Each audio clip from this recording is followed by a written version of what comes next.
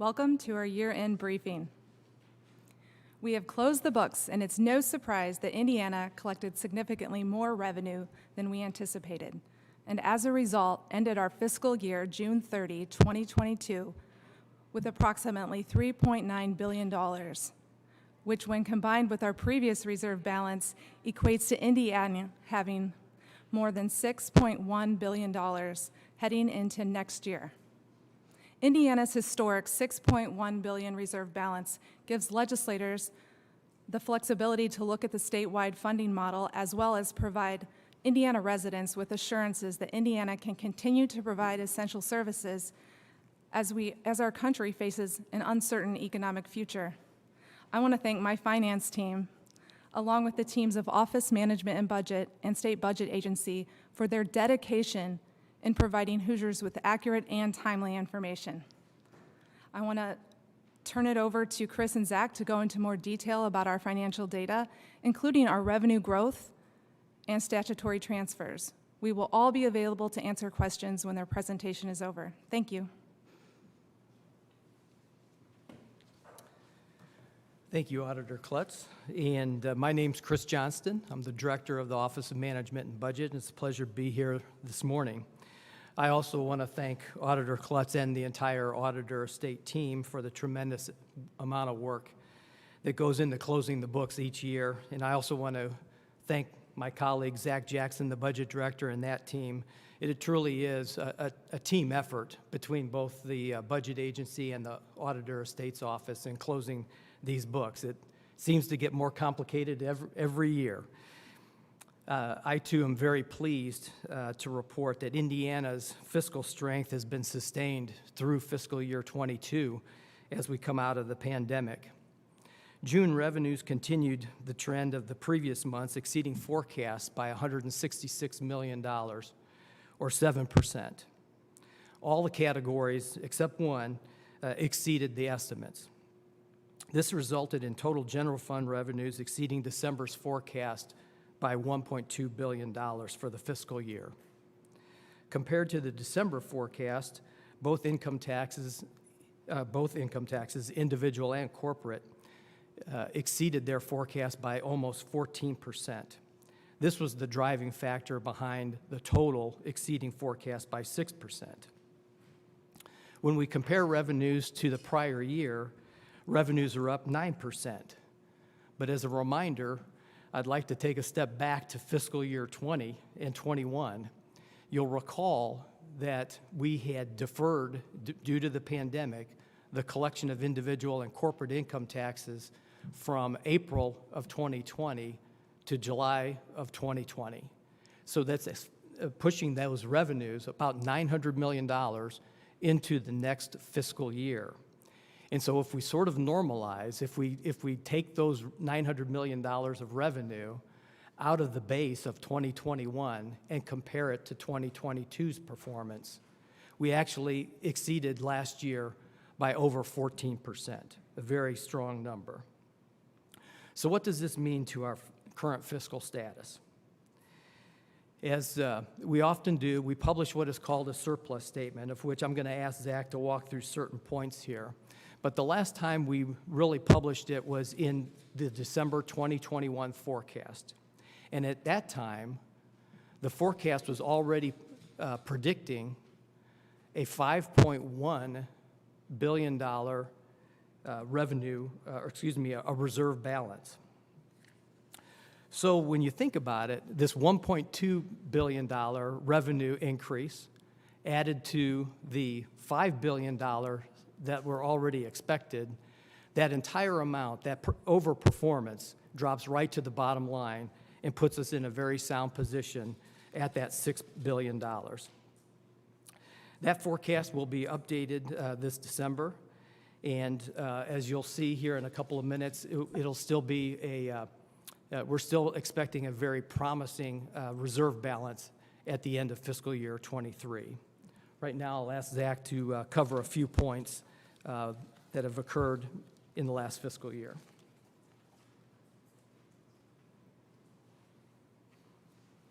All right. Thank you, Chris, and thank you, Auditor Klutz.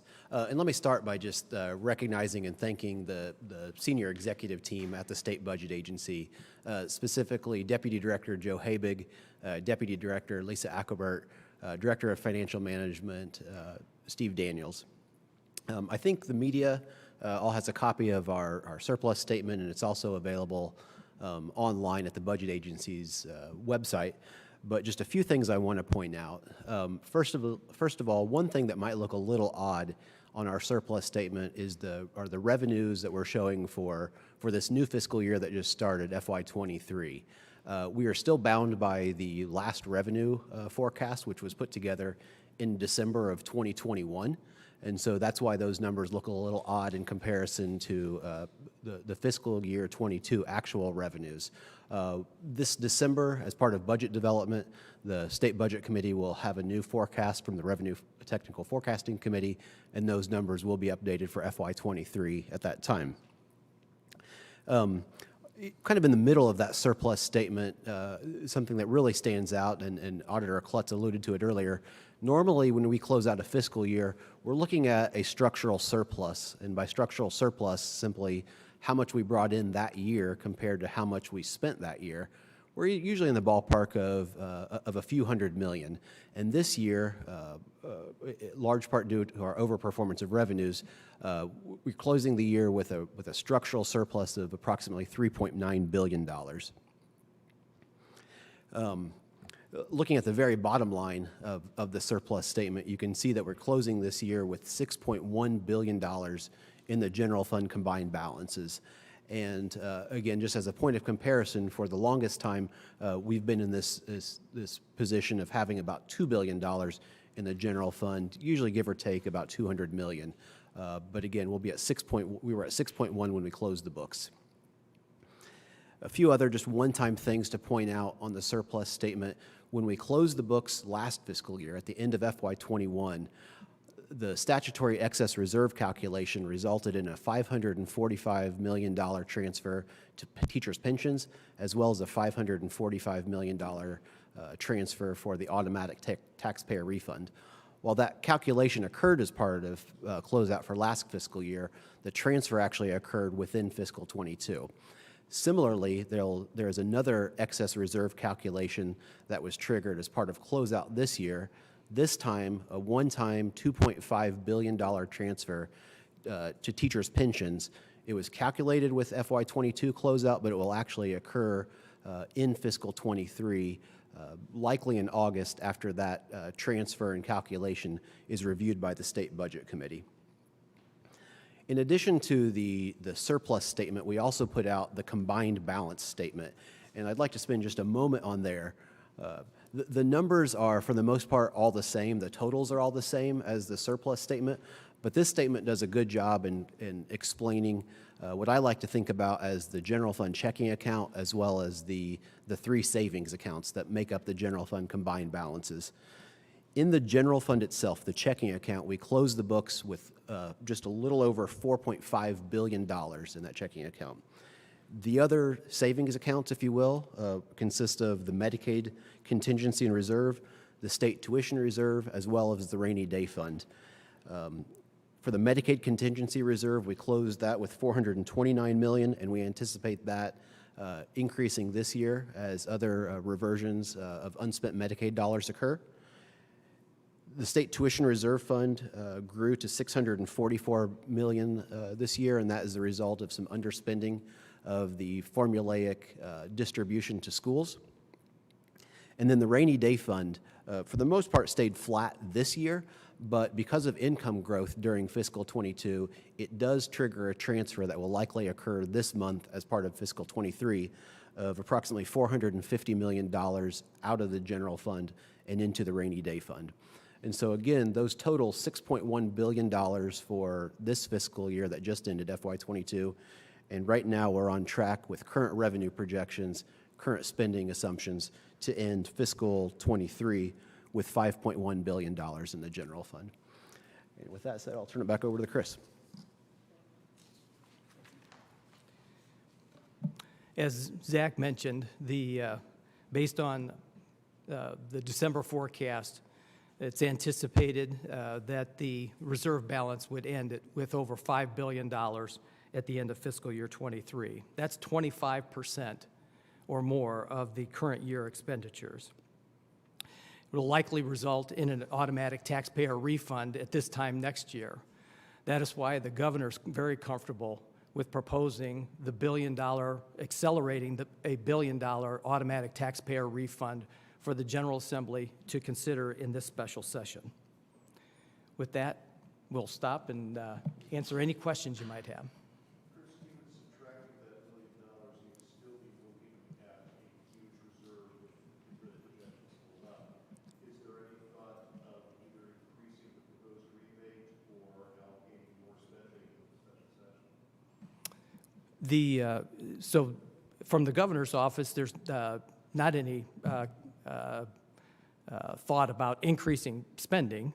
As far as what the governor's proposed, I think he looked at the $1 billion as a reasonable amount of money based on where we exceeded the forecast at $1.2 billion this year, and is comfortable with that. And as Auditor Klutz mentioned, there's a lot of some developing uncertainty out there in the economy, and so I think this is one that's a prudent level, and we'd still be able to work towards putting a very sound budget plan together next year. Did any of these numbers factor into any discussions about whether to suspend the gas tax versus do the taxpayer refund? The Democrats have been pushing that one since March. Well, actually, this actually results in a greater dollar amount going to the taxpayers as far as the refund goes. We looked at, we did similar calculations. That the gas tax really was never on the plate for the governor. It would be a holiday, if you will, for a specified number of months. At some point, you have to reinstate that. The money's being used for not only state but local and county roads. And so there would have to be sort of a make-whole provision from that perspective as well. So this is a system that if we use the ATR mechanism is probably the most efficient and effective means to get money back to the taxpayers' pocketbooks. Chris, you just referenced Auditor Klutz talking about uncertainty in the economy. You look at the sales tax revenue numbers, and they actually came in just slightly below forecast. Is that a sign of concern for the Hoosier economy? Well, as I've said before, I'm always concerned. I'm always the worrier here when it comes to these numbers. So it is something to watch. But I'll say this: that if you look at the information that we handed out, sales tax still exceeded last year by 10%, and that's without any shifting at all. So it's still very strong. I'll say this: that sales tax is probably one of those categories that's difficult to forecast. You have different goods and services. Some are taxed and some aren't taxed. Again, missed forecast by a little bit, but not in a significant way right now. But it's one of those categories we'll be watching. On the flip side of that, the forecast missed the income tax projection by a lot. It's in the right direction, but it's a big cut. Right. Well, a couple of things, I think. The market was good, and so there's a lot of estimated taxes that were probably paid. And then in the withholding area, we may have all read about wage and salary increases. And so I think that's, I take some comfort in that now we've got a new level, if you will. We've stepped up to a new level of withholding tax. Now, as far as the market performance and whether people need to pay estimated taxes or capital gains taxes, those sorts of things, we'll have to see how that plays out. But on the other side of income taxes, on the corporate income tax, I think that's the one is the most difficult to predict, because you're really, it's not only the performance of businesses in our state, but it's also the thing that we don't know is how those CFOs in those companies may be using their taxes for future planning, their own tax planning. So that's one that's really probably the most difficult in the income tax area to stay on top of. Some Republican legislators have brought up concerns about inflation raising the cost so much of state projects and so forth. Is there, how does that factor into you calling this $1 billion refund prudent? And you're facing who knows what size of increases in capital projects and other expenses the governor's Right. mentioned, and needing money for the health, public health plan, possibly raising state wages, you have a lot of big expenses coming up. That's correct. Well, Tom, couple of things. As Zach mentioned, the revenue forecast for fiscal year '23, we're still using the December forecast. That's going to be updated. But if you look at the surplus statement, it actually shows that revenues are going down by 5.5%. And so I think that's a very conservative starting point that, again, compared to the current year, next year's forecast is below where we wound up this year.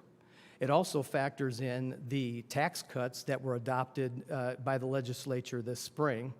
And then going forward, if we still have that $4 billion balance, there are opportunities in developing the next budget to do some cost overrun planning, if you will, of putting additional reserves aside for capital projects, which we've done in the past, and and the governor would definitely propose doing that in the future. So I think we have the capacity to plan for those, even doing the $1 billion automatic taxpayer refund. Chris, given these numbers, how do you justify not expanding, not by the dollar amount per person, but not expanding the inflation relief proposal to cover those people who don't file taxes, like folks who are on Social Security and disability? Well, again, I'll say that the system we've got is the probably the most effective and efficient way to go about doing it and to move as quickly as possible. As far as adding additional people as eligible recipients, I would imagine that that's something that the legislature will consider in the special session. But we really have we don't know who those people are and how many that might be, and so it's something that we'd have to explore. It would change the whole dynamic, I think, on this a little bit, in the sense that here's a population that we can't define. We would have to take that $1 billion and probably do some sort of calculation to set aside that money for the people that aren't defined. And then if they don't show up, we'll still have money that we've left on the table and haven't gotten that back out to those citizens. And so it also develops a whole new, or requires a whole new application process, and then a process to verify the information on those applications. So there's going to be a lot of operational needs that would have to go along with that. You brought up the $2.5 billion going over to the pre-96 teacher pension.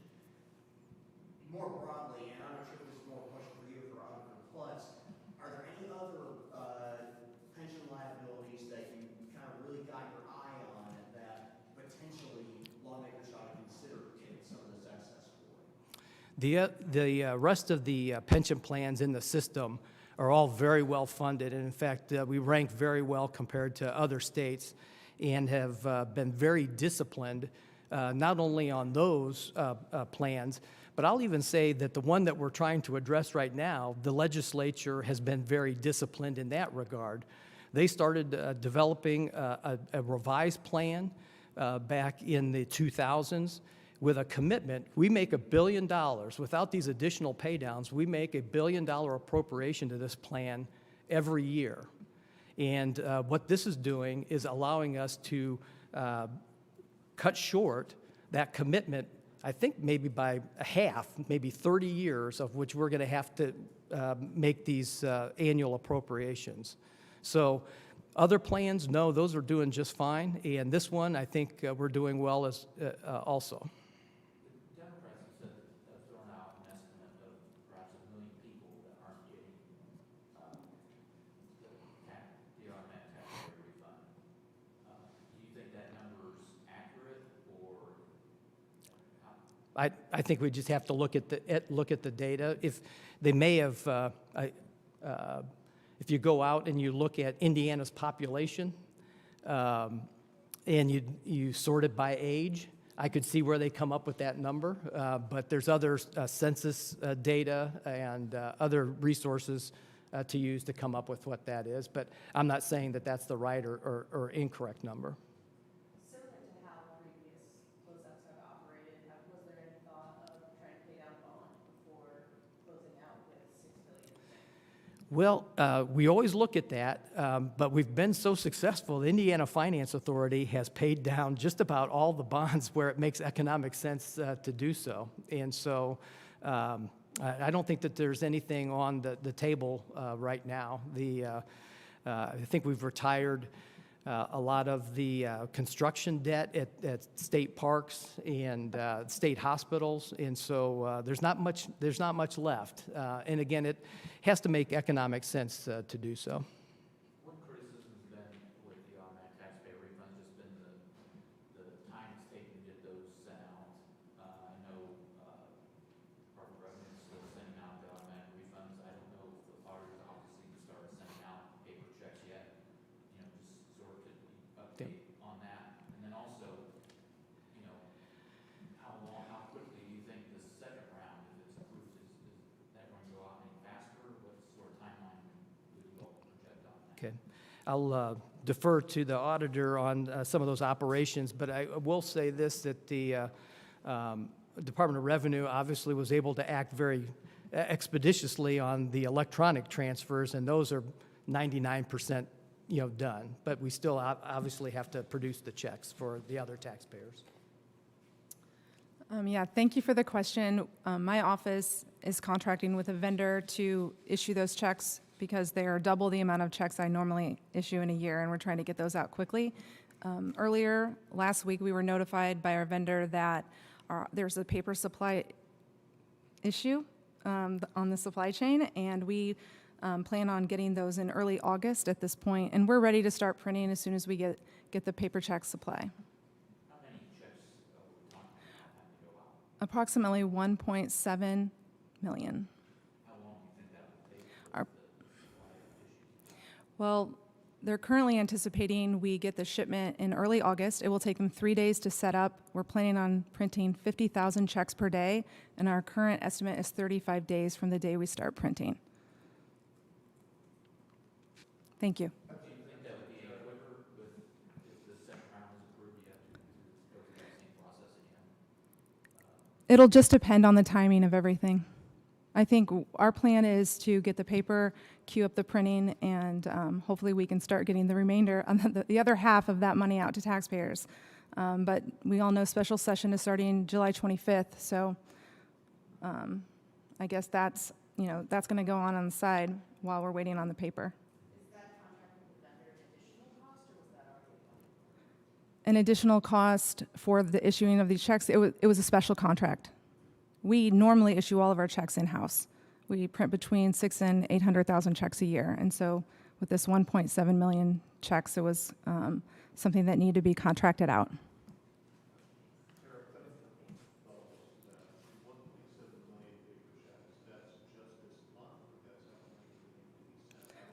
That's the total number of people that we have in the queue to receive the first automatic taxpayer refund of $125 per person or couple that are on the Department of Revenue's list under the new legislation that passed earlier this year. So that's electronic and paper? No. So we've already issued 99% of the direct deposits, which is approximately $250 million. So there's still money left over, and that is saved for the 1.7 million paper checks that we are contracted to print as soon as we get the paper. And none